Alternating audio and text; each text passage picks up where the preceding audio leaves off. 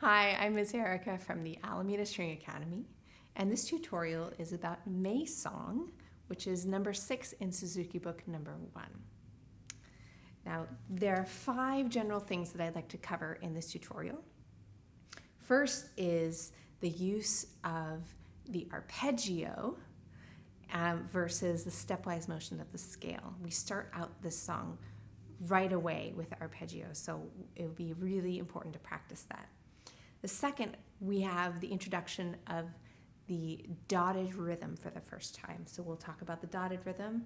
We're going to talk about popcorn fingers and the use of our 4th finger as well. And last but not least, the thing that really makes this song exciting and special and kind of puts the icing on the cake is the dynamics. So first, let's talk about this arpeggio from the very beginning, okay? Our arpeggio is a pattern that probably the most common arpeggio is going to be if you were counting from the first note of the scale. Say we have A major scale. A is 1, B is 2, C sharp is 3, D is 4, E is 5, and you can count all the way up to 8 again until you get to A. 8 is and 1 are the same thing. So the arpeggio is going to be scale degree number 1, 3, and 5, and then all the way up to 8 or 1 again. So it would be A, C sharp, E, and then A. And I hope that as you learn this piece, and certainly before you've been playing this piece, you will have been learning your scales and your arpeggios as well, because that really comes in handy. Arpeggios really come in handy because it helps you to practice the skipping motion that is so common in music. Music is primarily scales and arpeggios, so it's a great way to practice those combinations of movements in your hand. So arpeggio in the very beginning. Okay, and let's just break that down and play the notes all by themselves without the rhythm. Okay, so we have that figure, which we could practice all sorts of rhythms to get used to skipping with those notes, but hopefully we can identify right away that we have our finger pattern, which is open on the A, 2 on the A, open on the E, 3 on the E. So O2, O3. All right. Now, next we have this dotted rhythm, okay? And the dotted rhythm, we have a dotted quarter plus an 8th note, which just results in this really wonderful long followed by a quick note, okay? And I won't go into the math behind the dotted rhythm in this tutorial, okay? But it would be really important to understand the math behind it. So what we're going to practice is the bow stroke behind it. So we'll actually take the rhythm for the entire first measure, okay? And we're going to put that rhythm into a scale. So we have long is the rhythm. 1 and 2 and 3, 4, like that, okay? And we're going to play that rhythm on the first, let's say the first 4 notes of the major scale, of the A major scale.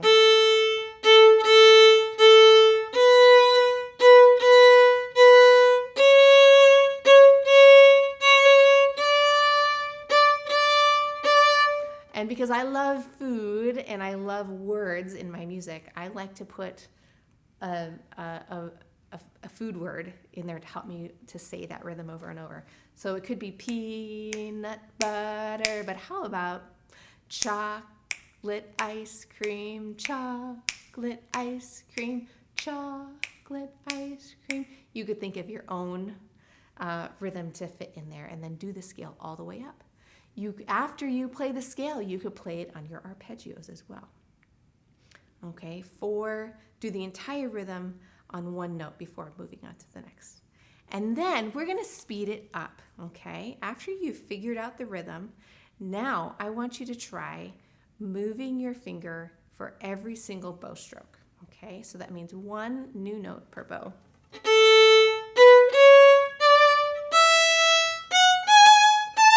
chocolate ice cream, chocolate ice cream. Okay, and you could even do this on your arpeggio.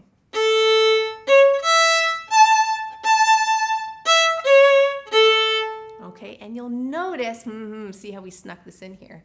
Now we have the entire first measure of the song already learned because we've put our rhythm into our scale and our arpeggio, and so we have the first measure.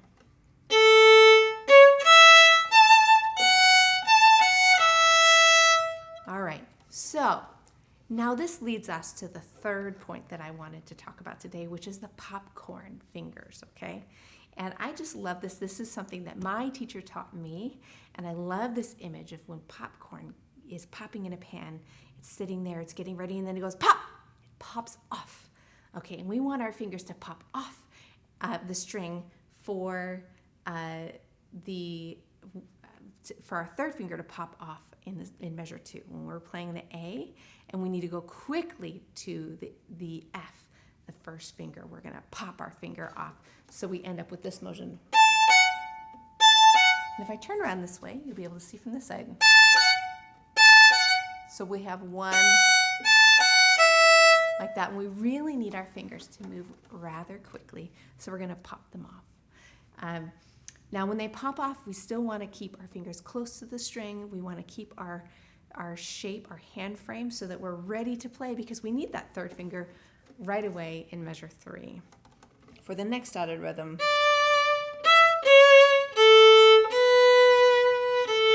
So we're going to put this all together.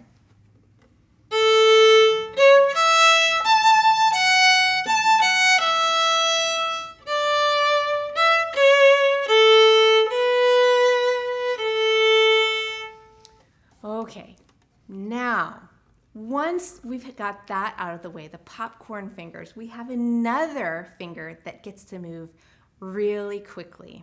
Okay, and this is kind of an exciting moment because for some of you, this might be the first time you're using fourth finger in a song. Okay, I highly recommend, you'll hear me say this over and over, anytime you have a new skill, practice it in your scales and arpeggios. If you practice in your arpeggios and you practice your skills in your scales and arpeggios, and you work with different rhythms and different speeds, you are going to find that it's much easier to apply those skills in your song and therefore get to the fun part of music making sooner than you would if you were just kind of banging your head over the scale only in the song. So how can we practice this in our scales? Well, we could play the A major scale just using our fourth finger.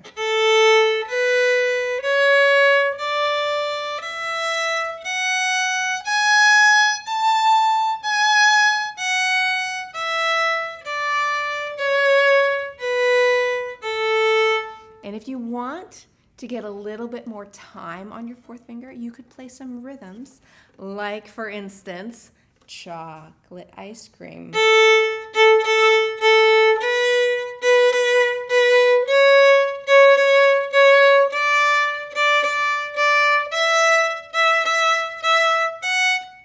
Etc. Okay, and that gives you a little bit more time to build those muscles and to focus on a really nice curvy finger where your fourth finger is landing on the fingertip always, okay? And we want to try to put that finger down as gently as we can while still making that shape. And if you find that your finger, locks up or maybe it just feels a little weak, that's okay.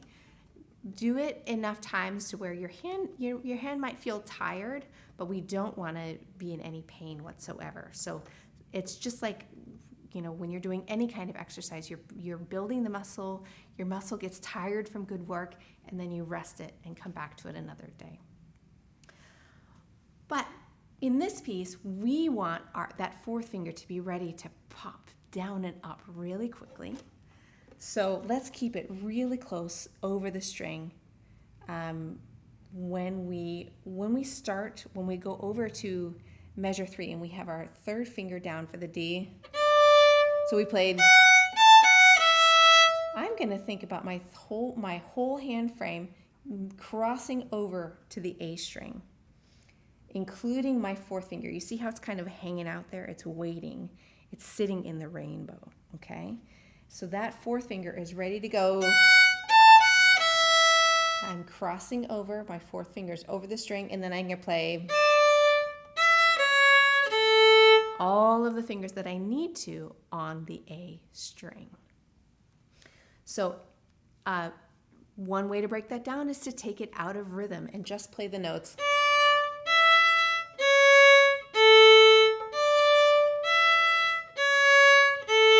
Okay, and then you can gradually add the fast notes back in.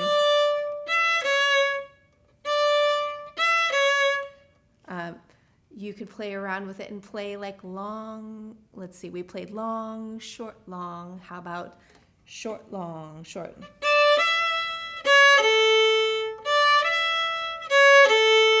Play around with the rhythm. See if you can trick your fingers into coming in at different times. And then you'll find when you put it back into the rhythm that you intend to play, you'll have far more control over your fingers.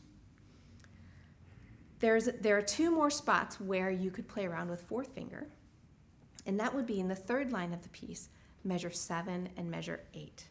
This is in the echo part of the piece. We've played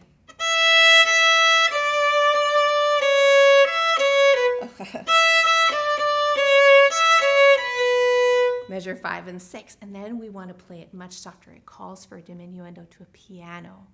Okay, in that piano, we have an artistic decision to make here of how we want to help ourselves play that softly. And one thing we could do is do like we did in previous pieces where we use less bow.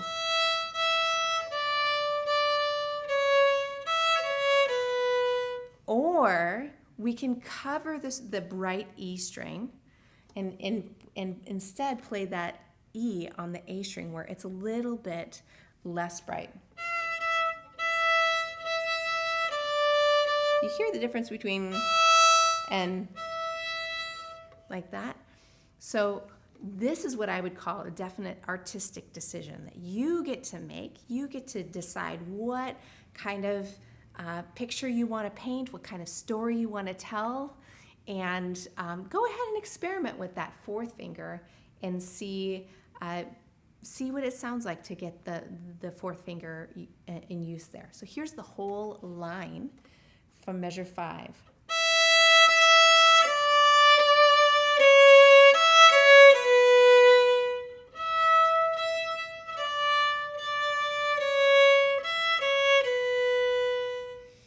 And then we finish the song with a forte repetition of what we had in the first line to finish off this piece.